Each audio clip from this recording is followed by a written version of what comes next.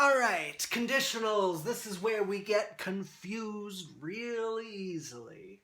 And thinking through the logic of it actually can help clear up things in your everyday life. You're thinking through just everyday language. But this is where we make mistakes, and we make mistakes in everyday life this way, and we make mistakes in logic this way. But the logic will help with everyday life here. It really will. All right, the example that I find really helps make this truth table make sense is a conditional promise. Here's a conditional promise that I'm very familiar with. If I go to the store, I'll bring you a drink. All right, so now in logic, we do tend to want these to be like temporal. I'm not going to bother with that too much, okay? Yeah, we'll get there. Okay, so if I go to the store, then I'll bring you a drink. Suppose I did go. So suppose I make the promise. And we're wanting to know, is the promise true or false, right? Did I keep my promise or did I lie? If I go to the store, then I'll bring you a drink. That's my promise. And then it turns out I did go to the store and I did bring you a drink. The conditional's true. That's pretty easy, right? If I told you, hey, if I go to the store, I'll bring you a drink, and I go to the store and I bring you a drink, I didn't lie. I kept my word. If I go to the store but I don't bring you a drink, well, then I did lie. Then it is false. But that's the only way that it's false.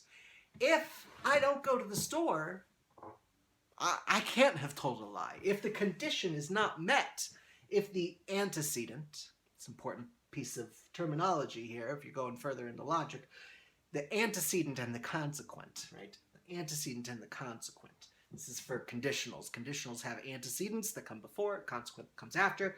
All right, if the antecedent is ever false, I can't have lied.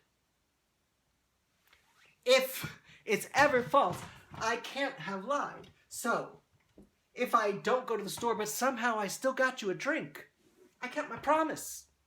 I didn't say, and if not, then not. I just said, if I do, then I will. I didn't say, if not, then not.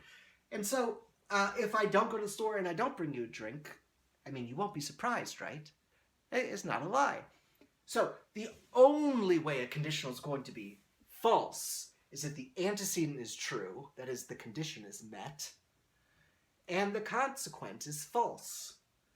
That is the only way the conditional can be false. If the antecedent is ever false, the conditional is true. Now, notice our if-then here, right? This conditional, it's not describing a causal relationship. It's not even really describing a temporal relationship, although this has some temporality to it, right? This, then that. If I do this, then I'll also do that. But it's describing a truth-functional relationship. Really, it's truth-functional here, right? It's you plug in that and you get that out. Now, it makes sense with this kind of example, but let's use some strange example. All right, if unicorns are real, then fairies exist. Unicorns are not real, and fairies are not real. So this conditional has a false antecedent and a false consequent, and it's true. It's a little weird, right, that if unicorns are real, then fairies are real is true. But again, our connection here, our if-then, our conditional, it's not indicating any kind of connection between P and Q except the truth-functional one. Except if you plug these in, you get that out. If you plug these in, you get that out, right? That's how functions work. If you plug that in, you get that out. You plug that in, you get that out. So they don't have to be connected. It's just about the truth functionality of it. It's just about whether these sentences are true and what that does to this. And again, this is really, in a way, defining what we mean by the conditional here.